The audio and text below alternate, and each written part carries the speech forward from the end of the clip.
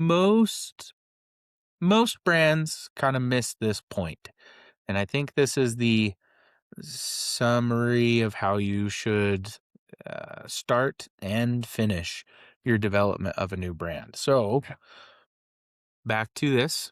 If you haven't seen this, go look at our What It Costs to Start a Brand video. We've talked about all of these. We've talked about the formula format. We've talked about Co-Man, so your manufacturing. We've talked about quality. And we have talked about um, distribution. So,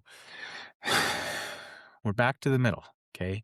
This is something that you should think about before you really start delving into answering those other questions and then revisit continually throughout, as well as come back to. And that is, what is your brand? What is your ultimate goal? What would you want this to be? And I think this is where a lot of product starts with formula, not brand. And that's a huge mistake, a huge mistake. And so you're creating a brand. You're not creating a formula. If you were creating a formula, you should go work for somebody else, not yourself as a brand owner.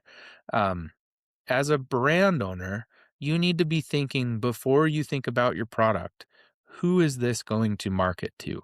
Who are my customers going to be? What are the experiences I want them to have? Ultimately, how do I want my brand to be perceived within this industry? If you can answer those questions at the beginning, it will set a solid foundation as you delve into your formula, as you delve into what your manufacturing needs to be, as you really understand quality. It will give you a sense of uh, congruency as you're building all these things. And so ask yourself, who's going to be taking my product? What do I want my product to feel like for that individual?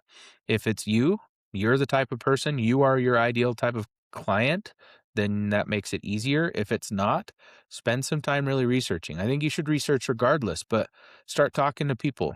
See if you can meet some of your ideal customers, get an idea of what they're looking for and how your product is going to address the outcome you're looking for with them. Your brand is going to be a reflection of everything that you've put into it.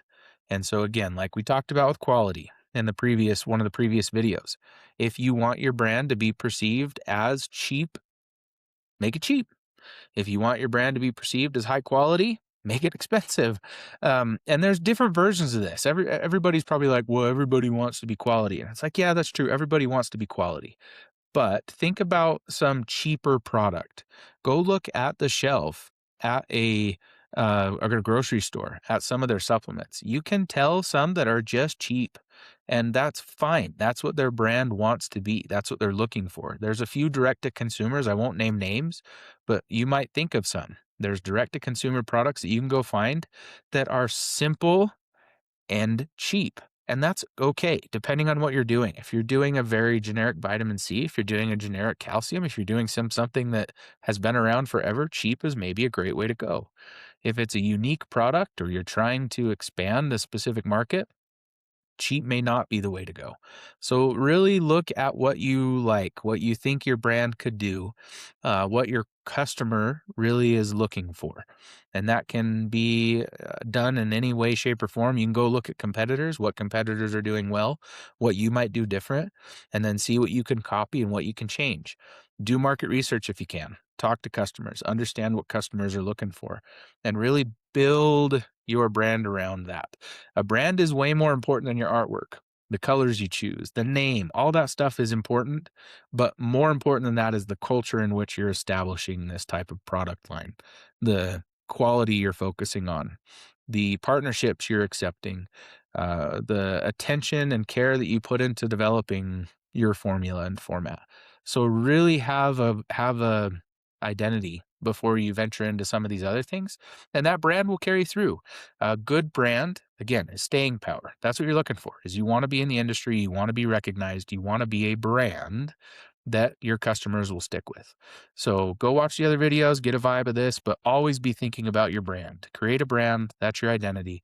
That's what will hold you, that's what communicates you to your customer, and that should be the focus of everything that you do.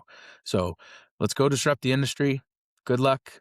As always, reach out if you need answers to some of these questions, want to talk through an idea, and keep crushing it.